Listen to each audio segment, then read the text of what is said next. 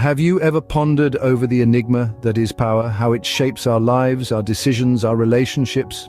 Power, in its myriad forms, is a ubiquitous presence, subtly weaving itself into every thread of our existence.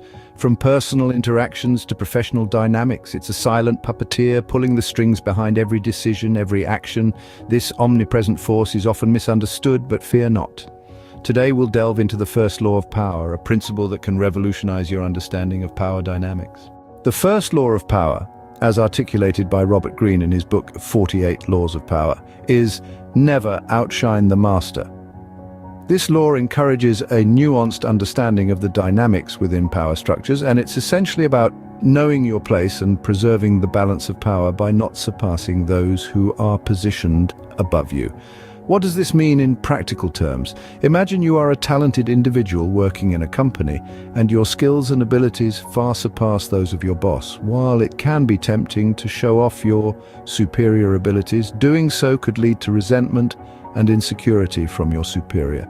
They may feel threatened and could retaliate in ways that could harm your career progression. Thus, the first law advises us to keep our abilities in check, not as a means of self-diminishment, but as a strategic move to maintain harmony and balance within the power structure. Let's take another example, this time from history. Louis XIV of France, also known as the Sun King, was a master at handling his court. He surrounded himself with the nobility who were all eager to outshine each other in order to gain his favor. However, Louis was careful to ensure that none of them outshone him. He created a culture of dependency, making sure that the nobles needed him more than he needed them. This kept them in check and prevented them from becoming too powerful. In both these examples, we see the importance of maintaining the balance of power. In the corporate world or in a royal court, the consequences of outshining the master can be detrimental. It's not about suppressing your talents or abilities, but rather about using them wisely and strategically. So whether you're an employee seeking to climb the corporate ladder or a courtier in the royal court of Louis XIV, the first law of power serves as a reminder of the delicate dance of power. It's not just about leading all the time, but also about knowing when to follow. Remember, power is a delicate dance, and knowing when to lead and when to follow is crucial. Now let's dissect the first law of power and make it accessible and applicable to our everyday lives. The first law of power, according to Robert Greene's book, is never outshine the master. This law can be broken down into three key components: recognizing the master, understanding the importance of subtlety, and the art of making others shine. Firstly, recognizing the master. This is about identifying the people in your life who hold power.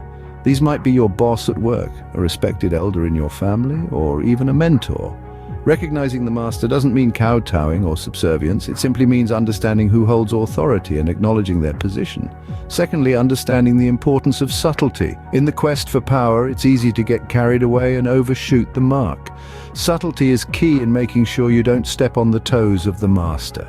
This could mean toning down your achievements or not bragging about your successes. Remember, power isn't always about being the loudest in the room. Sometimes it's about being the most observant and the most tactful. Lastly, the art of making others shine. This is about letting the master bask in their glory while you quietly build your own power base. It's about giving credit where it's due, and sometimes even when it isn't.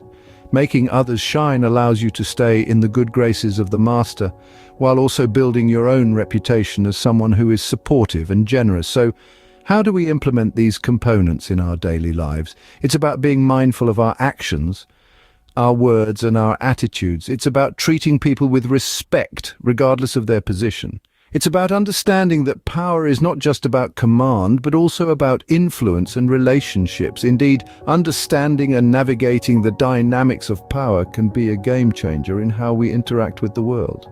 To recap, the first law of power teaches us to never outshine our superiors, to be subtle in our display of power, and to make others feel important. We've explored the intricacies of this principle, understanding its implications and how it can be applied in our everyday interactions. Grasping this law is fundamental to navigating the complex web of power dynamics.